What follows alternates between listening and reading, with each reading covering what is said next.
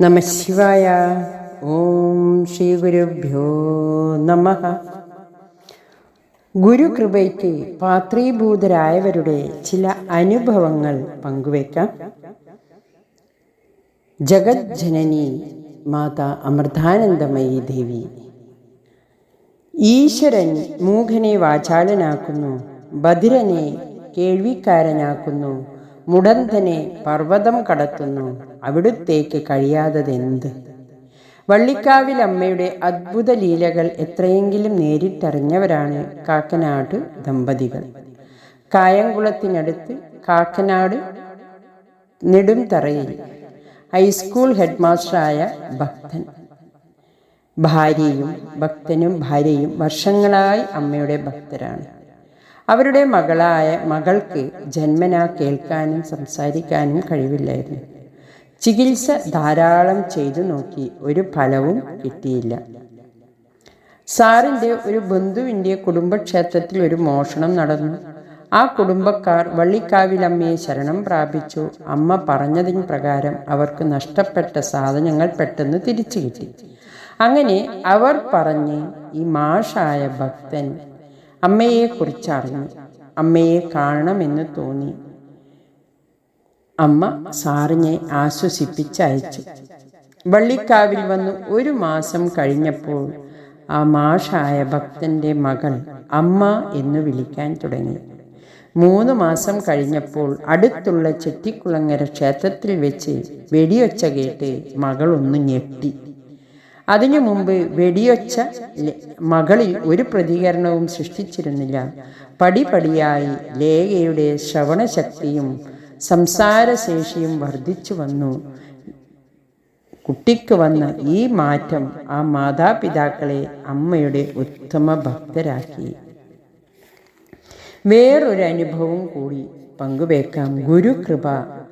അതാണ് അമ്മയിൽ നിന്ന് ഗുരുകൃപ ഒഴുകി വന്നിട്ട് അങ്ങനെ അനുഭവങ്ങളിൽ അമ്മയിൽ ഭക്തരായി തീർന്നവരുടെ കഥയാണ്, അനുഭവ കഥയാണ് നാം ഇപ്പോൾ അറിയുന്നത്.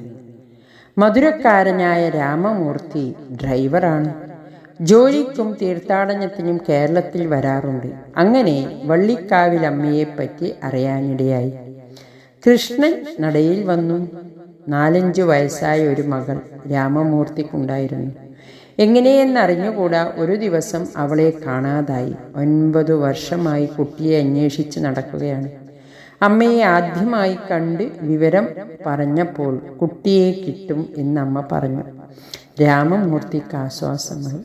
അയാൾ അമ്മയെ കാണാൻ കൂടെ വന്നുകൊണ്ടിരുന്നു.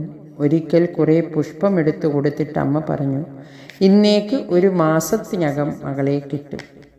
ഒരു ദിവസം യാത്രയ്ക്കിടയിൽ തമിഴ്നാട്ടിലെ ഒരു ചന്തയിൽ രാമമൂർത്തി തൻ്റെ ലോറി നിർത്തി. ഒരു പെൺകുട്ടി നിന്ന് കരയുന്നു. ചുറ്റും കുറെ ആൾക്കാരുമുണ്ട്. 14-15 വയസ്സ് തോന്നും. അവൾ സാധനം വാങ്ങാൻ കൊണ്ടുവന്ന പൈസ കളഞ്ഞു പോയി. പലരും രൂപ കൊടുക്കാമെന്ന് പറഞ്ഞിട്ടും വാങ്ങിയില്ല. നിന്ന് കരയുകയാണ്. രാമമൂർത്തി കുട്ടിയോട് പേര് ചോദിച്ചു. തൻ്റെ നഷ്ടപ്പെട്ട കുട്ടിയുടെ പേര് സൂക്ഷിച്ചു നോക്കിയപ്പോൾ തൻ്റെ മകളാണെന്ന് മനസ്സിലായി. മോളെ, ഞാൻ വീട്ടിൽ കൊണ്ടു ചെന്നാക്കാം, വീട്ടുകാരോട് വിവരവും പറയാം എന്ന് രാമമൂർത്തി പറഞ്ഞത് കുട്ടി സമ്മതിച്ചു. വീട്ടിലെത്തി. ഒരു വലിയ ജമീന്ദാരുടെ വീട്. രാമമൂർത്തി അറച്ചറച്ച് ജമീന്ദാരോട് തൻ്റെ കഥകൾ പറഞ്ഞു. അദ്ദേഹത്തിൻ്റെ മുഖത്ത് ഒരു ഭാവപ്പകർച്ച കണ്ടു. ഞാനൊരിക്കൽ കാറിൽ വരുമ്പോൾ ഒരു കുഞ്ഞു വഴിയിൽ നിന്ന് കരയുന്നു. അടുത്തെങ്ങും ആരുമില്ല. ചോദിച്ചിട്ടൊന്നും പറയുന്നുമില്ല. വീടും അറിഞ്ഞുകൂടാ. എനിക്ക് കുഞ്ഞുങ്ങളില്ലാതിരുന്നതിനാൽ ഇവളെ കൊണ്ടുവന്നു ഞാൻ വളർത്തി. ചിലപ്പോൾ മറ്റാരുമില്ലാതപ്പോൾ കടയിൽ വിടും. അങ്ങനെ ഇവൾ കടയിൽ പോയതാണ്. എല്ലാം മനസ്സിലാക്കിയ ജമീന്ദാർ സന്തോഷത്തോടെ കുട്ടിയെ രാമമൂർത്തിയെ ഏൽപ്പിച്ചു. കുട്ടിയെ തിരിച്ചു കിട്ടിയത് മധുരയിൽ വലിയ വാർത്തയായി. തമിഴരായ ധാരാളം ഭക്തജനങ്ങൾ വള്ളിക്കാവിലേക്ക് വന്നുകൊണ്ടിരുന്നു. അവരിൽ പലർക്കും അമ്മയുടെ കാരുണ്യത്തിൻ്റെ പല കഥകളും പറയാനുണ്ട്. ഹരി ഓം നമഃ ശിവായ.